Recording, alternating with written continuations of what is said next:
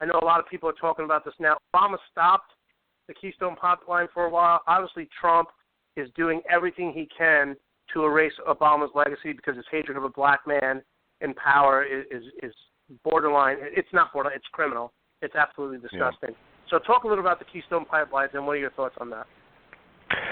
Again, this is another big example of how Trump has absolutely no vision whatsoever, because every expert that you will ever talk to, any world, politics expert will say that wars in 20 years are going to be fought over water, not oil.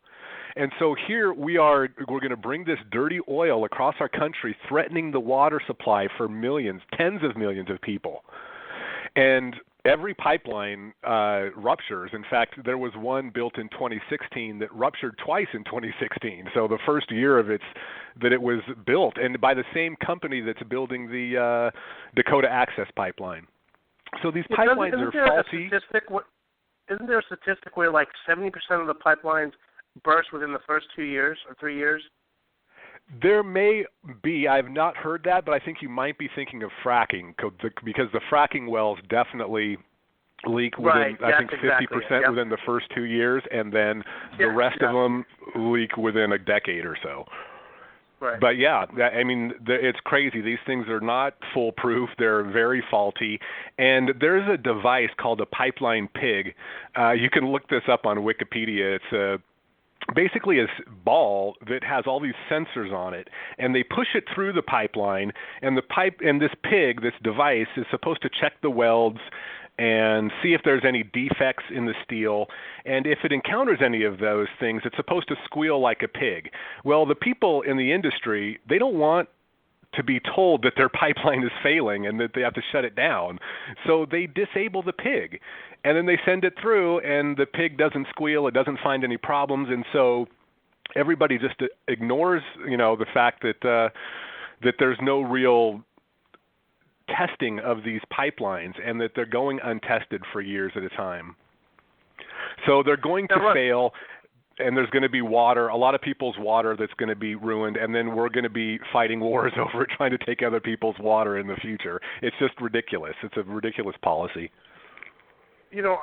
I sit here, and I've said this since Trump started to run, and it's almost sad that you said, like, where are our leaders? Where are the people who are thinking about the future? I look at this administration. I look at people like Marco Rubio. I look at Ted. They are stuck when it comes to health care, when it comes to nuclear arms, when it comes to the environment. They're living in the 1950s. That's what the administration is about. They're not taking us ahead. Like you said, with the Keystone Pipeline, it's going to ruin drinking water. You thought Flint was bad. This is going to be worse. Right.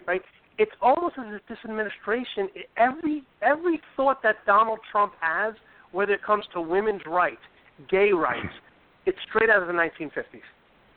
Yeah. And again, that's his lack of vision. He can't look forward to something and visualize something. So he has to look back and say, well, what worked in the past? What did we do in the past that actually turned out well?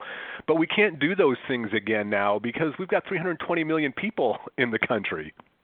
We can't just say, everybody gets to burn as much fossil fuels as they want. That's not going to work anymore. The Industrial Revolution is bad, bad enough.